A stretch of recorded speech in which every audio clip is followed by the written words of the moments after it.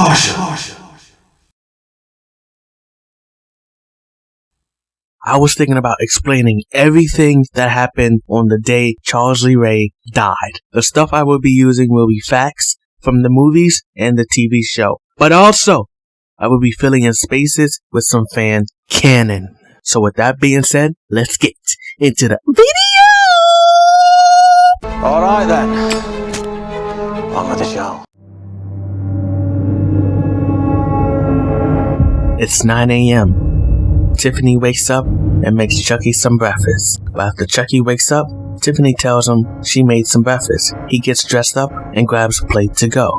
But before he leaves, Tiffany stops him. Are you still going to John's today? Unlikely. There's some stuff I gotta do with Eddie. Well, I hope you... Chucky leaves the apartment before Tiffany can finish her sentence. Chucky is picked up by Eddie and he drives Chucky over to Sarah. Sarah is in an unknown location and has been tied up, but she is able to escape. She then calls the cops. However, before Sarah can give a location to the cops, she hears Chucky entering the building.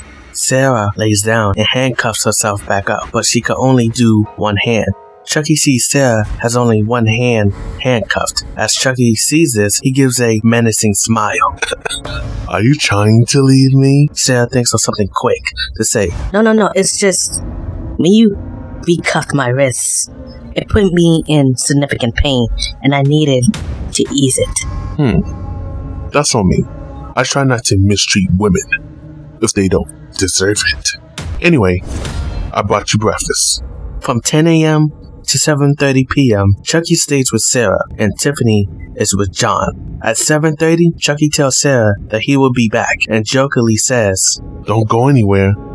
Eddie Caputo picks up Chucky and takes him home. When arriving home, from 8:30 to 10:30 p.m., Chucky goes around the neighborhood killing people by stabbing, strangulation, and other dangerous ways.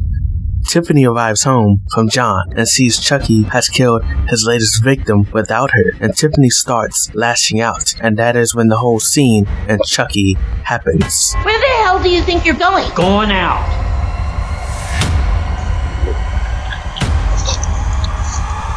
Don't wait up for me, Red.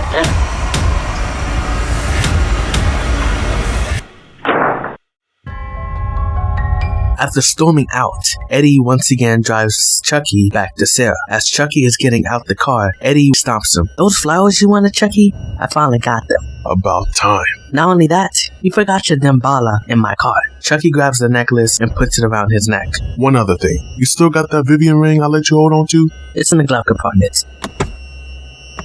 Chucky gets the ring and puts it in his pocket. Once I'm done here, and after we go pick up Barbie, we could go sell it and use the money for whatever the fuck we want. Chucky gets out the car and heads to Sarah, leading into the flashback and curse of Chucky. You like them?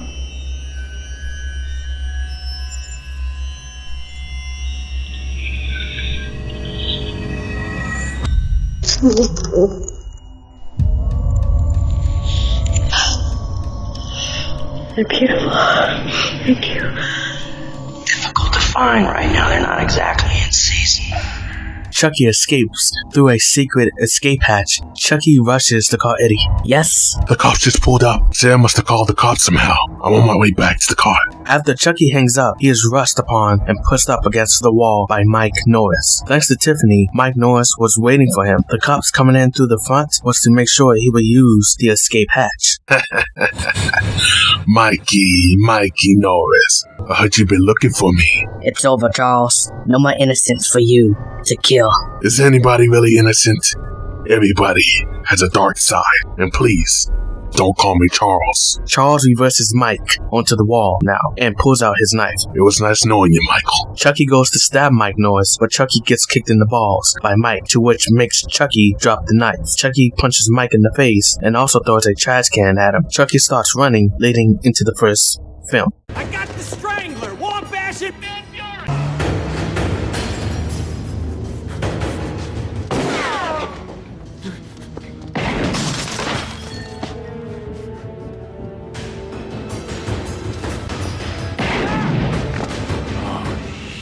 After Mike sees the dead body of Charles Lee Ray, he heads back to Sarah to check up on her. After he leaves, Tiffany, while angry at Chucky, had told the cops where he was. She wanted to be there when he got arrested. Tiffany sees the blown up toy store. She gets out her car and walks into the store. After searching the place, she finds Chucky's dead body. And not too long after that, she finds the deserted coat Chucky took off. And she searches through it to see if there's anything valuable in there. She finds the Vivian Van Pelt ring. And Tiffany starts to think to herself, this is why Chucky became distant. The reason he ignored her. The reason he didn't want to kill with her. It was all because she thinks he was going to propose. As Tiffany smiles and holds tight to the ring, she hears police sirens coming and sneaks out the back of the toy store.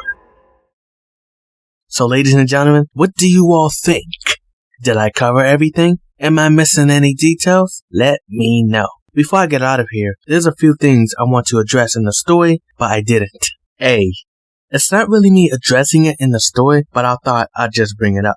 In Curse of Chucky, Chucky said this to Sarah.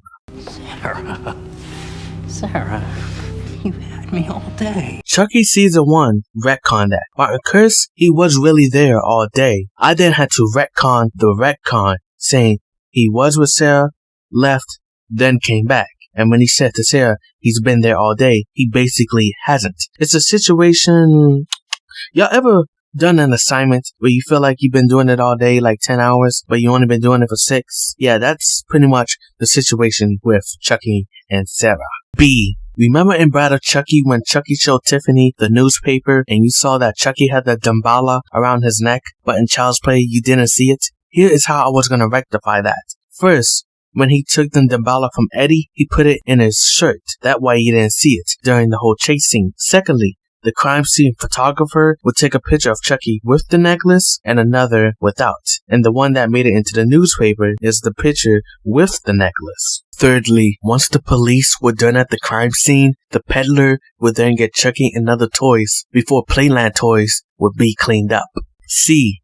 I was somehow going to try to mention Chucky's second apartment. When I saw that Chucky and Tiffany got an apartment in Chucky Season 1, I was expecting it to be at least similar to one in Child's Play, but it was not. I guess Chucky and Tiffany had a lot of money to get a second house, or maybe they stole the house. D. In Child's Play, there was a deleted scene to what build up the chase, but that was never shown in the movie. So I wanted to at least keep some of that canon. E. I was going to talk about Jack talking to Mike on how he caught Eddie. F. I was going to have a scene at the police station on Mike, Jack, and those two cops be the ones to put Sarah into witness protection. Was Sarah in witness protection in Curse of Chucky? No. However, if Don wanted to retcon, scratch that, add upon explaining on why Sarah being in a secluded house in the middle of the woods, it would make sense. Tiffany being in Jennifer Tilly's body will have to use her resources to track her down and being able to send Chucky there.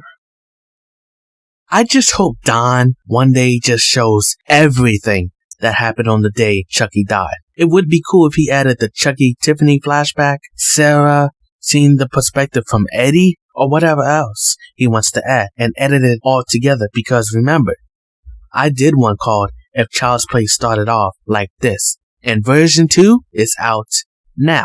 Oh, and I possibly could do a part 3.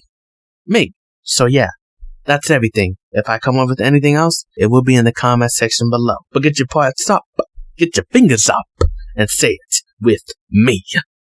Bye.